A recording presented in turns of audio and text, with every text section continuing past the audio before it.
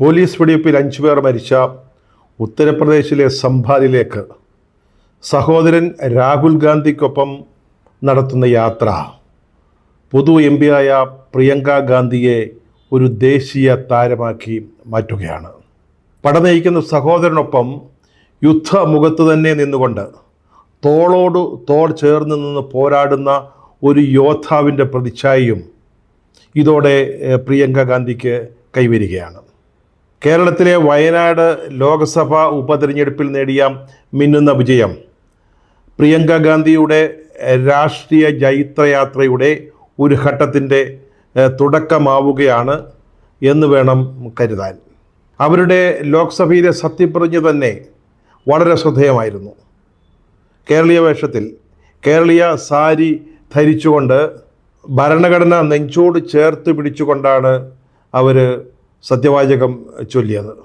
അതിനുശേഷം പൊതുവേദിയിൽ സംസാരിച്ചിടത്തെല്ലാം ഭരണഘടന ഉയർത്തിപ്പിടിക്കുമെന്ന്, അതിൻ്റെ മൂല്യങ്ങൾ സംരക്ഷിക്കാൻ പോരാടുമെന്ന് അവർ അടിവരയിട്ട് പറയുകയും ചെയ്തു. പിന്നീട് ലോക്സഭ സംഘർഷഭരിതമായിരുന്നു. ഗൗതം അദാനി പ്രധാനമന്ത്രി നരേന്ദ്രമോദിയുടെ ഏറ്റവും അടുത്ത ചങ്ങാതിയായ അദാനിക്കെതിരെ അമേരിക്കയിലെ പ്രോസിക്യൂട്ടർമാർ ചാർജ് ചെയ്ത അഴിമതി തട്ടിപ്പ് കേസ്, അതുപോലെ സംഭാലിലെ വെടിവെപ്പ്, അങ്ങനെ നിരവധി വിഷയങ്ങൾ പാർലമെൻറ്റിൽ പ്രത്യേകിച്ച് ലോക്സഭയിൽ പ്രതിപക്ഷം ഉയർത്തിയപ്പോൾ ഇന്ത്യ സഖ്യത്തിൻ്റെ പോരാളികൾക്കൊപ്പം മുൻനിരയിൽ തന്നെ പ്രിയങ്ക ഗാന്ധിയും ഉണ്ടായിരുന്നു. ഇന്നലെ, അതായത് ചൊവ്വാഴ്ച, പാർലമെൻറ്റ് മന്ദിരത്തിന് മുമ്പിൽ നടത്തിയ ധർണ, ഇന്ത്യ സഖ്യത്തിൻ്റെ എം പിമാർ, ആ ധർണയിലും പ്രിയങ്ക ഗാന്ധിയെ കോൺഗ്രസിൻ്റെ ഭാഗത്തു നിന്ന് നേതൃപരമായ പങ്ക് വഹിക്കുകയുണ്ടായി. ഇപ്പോൾ ഇതാ പ്രതിപക്ഷ നേതാവിൻ്റെ സംഭാൽ യാത്രയിൽ അവരണിചേർന്നിരിക്കുകയാണ്. ഈ വീഡിയോ ചെയ്യുന്ന സമയത്ത് രാഹുൽ ഗാന്ധിയെയും പ്രിയങ്ക ഗാന്ധിയെയും UP പോലീസ് ഡൽഹി UP അതിർത്തിയിൽ തടഞ്ഞു വച്ചിരിക്കുകയാണ്. രാഹുലുണ്ട്, പ്രിയങ്ക ഗാന്ധിയുണ്ട്, കോൺഗ്രസിൻ്റെ സംഘടനാ ജനറൽ സെക്രട്ടറിയായ KC വേണുഗോപാൽ, ഒപ്പം 2 MP മാരും എന്നാണ് അറിയുന്നത്. ആകെ 5 പേർ മാത്രമാണ് ഈ സംഘത്തിലുള്ളത്. ഇവരെ സംഭാലിനടുത്ത് എവിടെയെങ്കിലും തടയാവുന്നതേ ഉള്ളൂ. സംഭാലിൽ നിരോധനാജ്ഞയുണ്ട്, അവിടെയൊക്കെ കടക്കാൻ സമ്മതിക്കുകയില്ല, കടക്കാൻ പാടില്ല എന്നാണ് UP സർക്കാരിൻ്റെയും പോലീസിൻ്റെയും നിലപാടെങ്കിൽ പ്രശ്നമില്ല, അവരെ സംഭാലിനടുത്ത് എവിടെയെങ്കിലും തടഞ്ഞാൽ മതി. ഇത് ഡൽഹി UP ബോർഡറിൽ തന്നെ, അതിർത്തിയിൽ തന്നെ അവരെ തടഞ്ഞു നിർത്തിയിരിക്കുകയാണ്. ഒരു കാരണവശാലും മുന്നോട്ട് പോകാൻ അനുവദിക്കില്ല എന്ന നിലപാട് UP പോലീസ് എടുത്തിരിക്കുക. അതോടെ ഈ മീററ്റ് ഹൈവേയിലെ ട്രാഫിക്, വലിയ തിരക്കുള്ളൊരു പാതയാണത്, അത് മുഴുവൻ തകരാറിലായിരിക്കുകയാണ്. അവിടെ മുഴുവൻ അടച്ചിരിക്കുകയാണ്. ഒരു വാഹനത്തെ പോലും കടത്തിവിടുന്നില്ല. നമ്മൾ ഈ വീഡിയോ ചെയ്യുമ്പോഴത്തെ സ്ഥിതി അതാണ്. 1526 ബാബർ ചക്രവർത്തിയുടെ നിർദ്ദേശപ്രകാരം ഉണ്ടാക്കിയതാണ് ഈ സംഭാലിലെ ഷാഹി ജുമാ മസ്ജിദ്. തൻ്റെ ഭരണകാലത്ത് ബാബർ 3 പ്രധാനപ്പെട്ട മസ്ജിദുകൾ, മുസ്ലിം ദേവാലയങ്ങൾ പണിയുകയുണ്ടായി. ഒന്ന് സംഭാലാണ്, മറ്റൊന്ന് പാനിപ്പത്ത്, മൂന്നാമത്തേത് അയോധ്യയിലെ ബാബരി മസ്ജിദ്. അത് പൊളിച്ചു കളഞ്ഞു, അവിടെ പകരം രാമക്ഷേത്രം ഉയർന്നു വരികയും ചെയ്തു. ബാബറുടെ കമാൻഡർമാരിൽ ഒരാളായിരുന്ന മിർ ഹിന്ദു ബേഗ് എന്ന ഒരാളാണ് സംഭാലിലെ ഈ മസ്ജിദിൻ്റെ നിർമ്മാണത്തിന് നേതൃത്വം നൽകിയതെന്നാണ് ചരിത്രം പറയുന്നത്. ഈ മസ്ജിദിനോട് ചേർന്നുള്ള ഒരു കല്ലിൽ ഈ വിവരം കൊത്തിയിട്ടുമുണ്ട്. ഈ മിർ ഹിന്ദു ബേഗ് ബാബറിൻ്റെ ദർബാറിലുണ്ടായിരുന്ന ആളാണ്, രാജസദസ്സിൽ അംഗമായിരുന്നു, പ്രധാനപ്പെട്ട ഒരു വ്യക്തിയായിരുന്നു. പിന്നീട് ഹുമയൂൺ അധികാരം ഏറ്റെടുത്തപ്പോഴും അദ്ദേഹം പുതിയ ചക്രവർത്തിക്കൊപ്പവും ഉണ്ടായിരുന്നു. നേരത്തെ അവിടെ ഉണ്ടായിരുന്ന ഒരു ഹരിഹർ ക്ഷേത്രത്തിൻ്റെ അവശിഷ്ടങ്ങൾക്ക് മുകളിലാണ്, അല്ലെങ്കിൽ അത് പൊളിച്ചതിന് ശേഷമാണ് ഈ സംഭാൽ മസ്ജിദ് പണിതിരിക്കുന്നത് എന്ന് ചൂണ്ടിക്കാണിച്ചുകൊണ്ട് കഴിഞ്ഞ നവംബർ 19 ഹരിശങ്കർ ജെയിൻ എന്ന് പറയുന്ന ഒരാൾ സംഭാലിലെ സിവിൽ കോടതിയെ സമീപിച്ചു. അതിനെ തുടർന്ന് അന്ന് ഉച്ചയ്ക്ക് ശേഷം തന്നെ ഈ സിവിൽ കോടതി അവിടെ ഒരു സർവേ നടത്തുന്നതിനുള്ള ഉത്തരവിട്ടു. ഫോട്ടോഗ്രാഫിക് വീഡിയോഗ്രാഫിക് സർവേക്കുള്ള ഒരു ഉത്തരവ്. കോടതി അതിവേഗത്തിലാണ് പ്രവർത്തിച്ചത്. 1526 നിർമ്മിച്ച ഒരു മസ്ജിദിൻ്റെ വിവരങ്ങൾ അന്വേഷിച്ചുള്ള അല്ലെങ്കിൽ അത് സംബന്ധിച്ചൊരു കേസാണെന്ന് ഓർക്കണം. നീതി ഉടനുടൻ നടപ്പാക്കണമെന്ന് നിർബന്ധമുണ്ടായിരുന്ന കോടതി അന്ന് തന്നെ ഒരു സർവേക്ക് ഉത്തരവിടുകയാണ് ചെയ്തത്. അതിനെ തുടർന്നൊരു സർവേ നടന്നു. അത് യാതൊരു പ്രശ്നങ്ങളുമില്ലാതെ കടന്നുപോയി. പക്ഷേ നവംബർ 24-ാം തീയതി രണ്ടാമത്തെ സർവേ സംഘം എത്തുന്നു. അവിടെയാണ് പ്രശ്നങ്ങളുണ്ടായത്. അവർക്കൊപ്പം ഒരു മഹന്ത്, ഒരു പുരോഹിതൻ ഉണ്ടായിരുന്നു. അവരോടൊപ്പം വന്ന ചില ആളുകൾ, ഒരു ജനക്കൂട്ടം, അവർ ഈ സർവേയുടെ നടപടികൾ ആരംഭിക്കുമ്പോൾ ജയ് ശ്രീറാം മുദ്രാവാക്യങ്ങൾ മുഴക്കി. അപ്പോഴേക്കും സ്ഥിതിഗതികൾ മാറുകയാണ് ഉണ്ടായത്. എതിർഭാഗത്ത് ആളുകൾ സംഘടിച്ചു. ഈ സർവേ എതിർക്കുന്ന ആളുകൾ മറുഭാഗത്ത് നിലയുറപ്പിച്ചു. വലിയ സംഘർഷത്തിലേക്ക് കാര്യങ്ങൾ വളർന്നു. അപ്പോഴാണ് വെടിവെപ്പുണ്ടായത്. അതിൽ 5 പേരെ മരിക്കുകയും ചെയ്തു. ഇപ്പോൾ അതിൻ്റെ പോസ്റ്റ്മോർട്ടമൊക്കെ കഴിഞ്ഞപ്പോൾ UP പോലീസ് ഉപയോഗിക്കുന്ന വെടിയുണ്ടകളല്ല കണ്ടെടുത്തത് എന്നും മറ്റുമുള്ള ചില വാദങ്ങൾ ഉയർന്നു വരുന്നുണ്ട്. മാത്രമല്ല, മരിച്ചവരുടെ ശരീരത്തിൽ നിന്ന് വെടിയുണ്ടകൾ കണ്ടെടുത്തിട്ട് പോലുമില്ല എന്നും സർക്കാരിൻ്റെ ഭാഗത്തുനിന്ന് ചില അവകാശവാദങ്ങൾ ഉണ്ടാകുന്നുണ്ട്. പിന്നെ എങ്ങനെയാണ് മരിച്ചത്, പിന്നെ ആരാണ് വെടിവെച്ചത്, UP പോലീസ് അല്ലെങ്കിൽ മറ്റാരാണ് എന്നൊക്കെയുള്ള സംശയങ്ങൾ അവിടെ നിൽക്കുന്നു. അതവിടെ നിൽക്കട്ടെ. വെടിവെപ്പിനെ തുടർന്ന് സമ്പാദിലെ നിരോധനാജ്ഞ ഏർപ്പെടുത്തിയിരുന്നു. അതിപ്പോൾ ഡിസംബർ 10-ാം തീയതി വരെ നീട്ടിയിരിക്കുകയാണ്. അത് ചൂണ്ടിക്കാട്ടിക്കൊണ്ടാണ് രാഹുൽ ഗാന്ധി അടക്കമുള്ള ആളുകൾ അവിടെ പ്രവേശിക്കുന്നതിനെ UP പോലീസ് തടയുന്നത്. നേരത്തെ മുസ്ലിം ലീഗിൻ്റെ MP അവിടെ പോകാൻ ശ്രമിച്ചു. സമാജ്വാദി പാർട്ടിയുടെ MLA-മാരും MLC-മാരും അടങ്ങുന്ന ഒരു സംഘം അവിടെ ചെല്ലുന്നതിന് ഒരു ശ്രമം നടത്തി നോക്കിയതാണ്. UP-യിലെ കോൺഗ്രസ് നേതാക്കൾ, അവരുടെ ഒരു ടീം സമ്പാലിലേക്ക് പോകാൻ നോക്കി. പക്ഷേ ഇതൊന്നും പോലീസ് അനുവദിച്ചു കൊടുത്തില്ല. ഇപ്പോൾ ഇതാ രാഹുൽ ഗാന്ധിയെയും പ്രിയങ്ക ഗാന്ധിയെയും ഡൽഹി അതിർത്തിയിൽ തന്നെ തടഞ്ഞു വച്ചിരിക്കുകയാണ്. യാതൊരു കാരണവശാലും രാഹുൽ ഗാന്ധി സമ്പാദിലെത്തരുത്. അതാണ് UP മുഖ്യമന്ത്രി യോഗി ആദിത്യനാഥിൻ്റെ ഉത്തരവ്. എവിടെ കണ്ടാലും രാഹുൽ ഗാന്ധിയെ തടയുന്നതിന്, അദ്ദേഹത്തിൻ്റെ സംഘത്തെ തടയുന്നതിന് UP ഭരണകൂടം ഉത്തരവ് പുറപ്പെടുവിച്ചിരിക്കുകയാണ്. എവിടെ കണ്ടാലും തടയും. UP സംസ്ഥാനത്ത് എവിടെയെങ്കിലും അദ്ദേഹം പ്രവേശിക്കുകയാണെങ്കിൽ അവിടെ തടയും. വാസ്തവത്തിൽ എവിടെ വെച്ച് കണ്ടാലും വെടിവെക്കാൻ ഉത്തരവ് കൊടുക്കാത്തത് കോൺഗ്രസ്സുകാരുടെയും ഇന്ത്യയിലെ ജനാധിപത്യ വിശ്വാസികളുടെയും ഭാഗ്യം എന്ന് മാത്രം കരുതിയാൽ മതി. കാരണം UP ഭരിക്കുന്നത് BJP ആണ്. ഇതൊരു പ്രകടനമോ മാർച്ചോ ഒന്നുമല്ല. ഇത് 5 അംഗങ്ങളടങ്ങുന്ന ഒരു സംഘം, അവരോടൊപ്പമുള്ള ചില ആളുകൾ, അവർ സത്യമറിയാൻ വേണ്ടി നടത്തുന്ന ഒരു യാത്രയാണ്. എന്താണ് സമ്പാലിൽ സംഭവിച്ചത്? അവിടുത്തെ പ്രശ്നങ്ങൾ എന്താണ്? അവിടെ സാമുദായിക സൗഹാർദ്ദവും സാഹോദര്യത്വവും പുലരുന്നതിന്, തുടർന്ന് നിലനിൽക്കുന്നതിന് എന്താണ് ചെയ്യേണ്ടത്?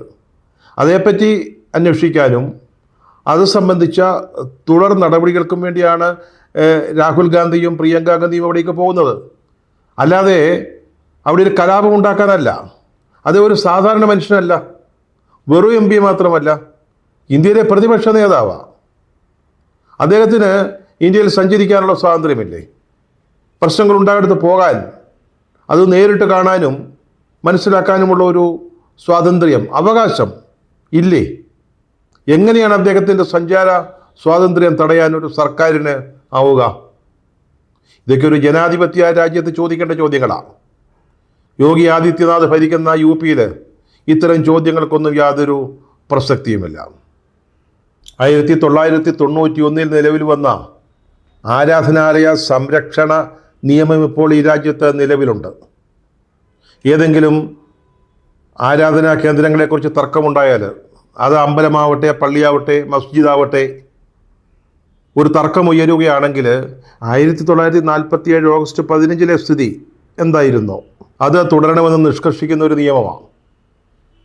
അതിനെ മറികടന്നുകൊണ്ടാണ് ഇപ്പോൾ ഈ സമ്പാൽ കോടതിയിൽ ഒരു കേസുണ്ടായതും അതിന്മേൽ ഈ സർവേക്കുള്ള തീരുമാനമുണ്ടായതും.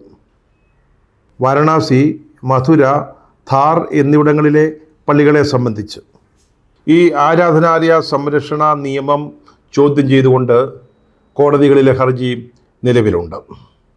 ഇത്തവണത്തെ പാർലമെൻറ്റ് സമ്മേളനം തുടങ്ങിയപ്പോൾ മുതൽ ഇന്ത്യ സഖ്യത്തെ ഭിന്നിപ്പിക്കാനുള്ള ശ്രമങ്ങളാണ് BJP-യുടെയും ഭരണകക്ഷിയുടെയും ഭാഗത്തു നിന്ന് ഉണ്ടായിരുന്നത്. പ്രതിപക്ഷം പ്രധാനമായിട്ട് ഉന്നയിച്ചത് അദാനി വിഷയമാണ്.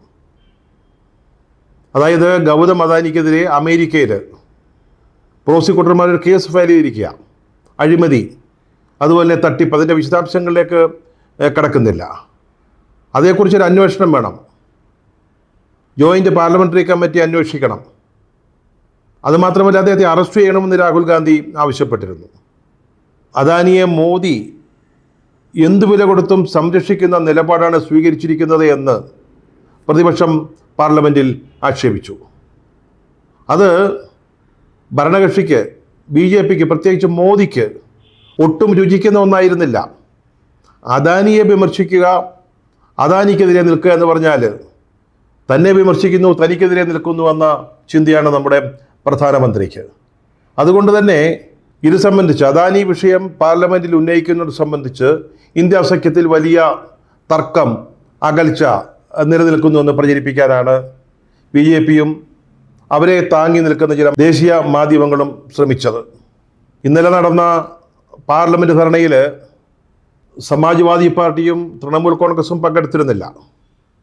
സമാജ്വാദി പാർട്ടി നേതാവ് അഖിലേഷ് യാദവിന് ഈ സമ്പൽ പ്രശ്നത്തെക്കുറിച്ച് തന്നെ പാർലമെൻറ്റിൽ സംസാരിക്കാനുണ്ടായിരുന്നു.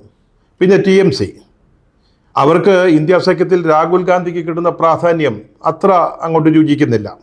അതുകൊണ്ട് തന്നെ ഏത് വിഷയത്തിലും ഇടം തടിച്ചു നിൽക്കുന്ന ഒരു നിലപാടാണ് പലപ്പോഴും അവർ സ്വീകരിക്കുന്നത്.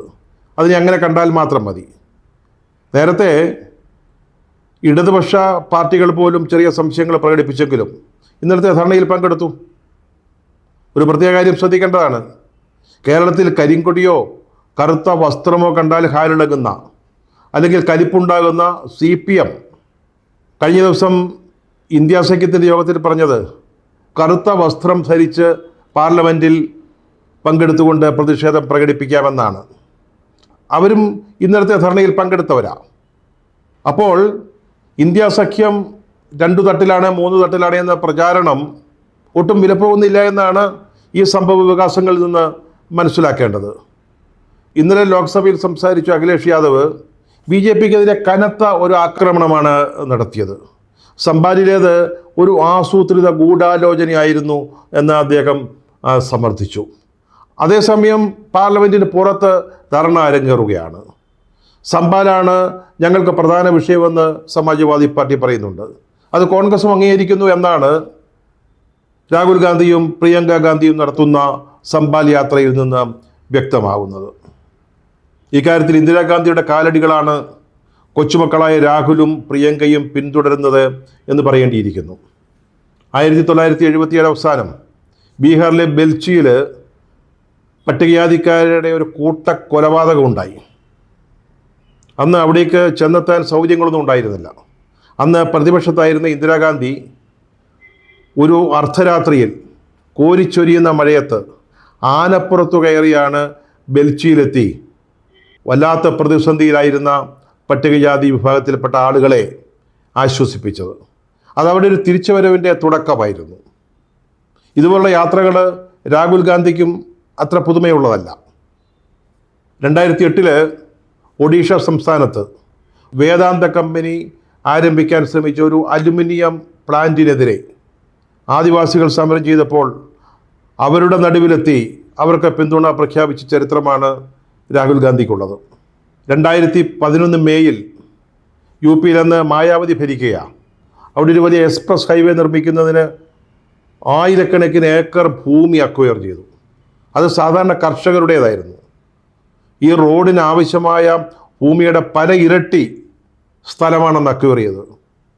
അതിനെതിരായിട്ട് കർഷകരുടെ സമരം നടന്നു. അന്ന് ഇതുപോലെ അവിടേക്ക് ഗൗതം ബുദ്ധ നഗറിലേക്കൊരു യാത്ര രാഹുൽ ഗാന്ധി പ്രഖ്യാപിച്ചു. അന്ന് റോഡിൽ നിരോധനാജ്ഞ ഏർപ്പെടുത്തി.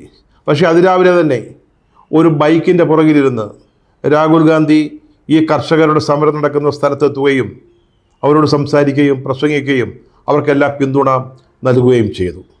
അതിൻ്റെ തുടർച്ചയാണ് ഈ സംഭാൽ വിഷയത്തിൽ പ്രിയങ്കയുടെയും രാഹുൽ ഗാന്ധിയുടെയും പ്രവൃത്തിയിൽ നാം കാണുന്നത്. ഇത് ഇന്ത്യയിലെ മതനിരപേക്ഷവാദികൾക്ക്, ജനാധിപത്യ വിശ്വാസികൾക്ക് പ്രതീക്ഷ നൽകുന്നതാണെന്ന് പറയാതെ വയ്യ.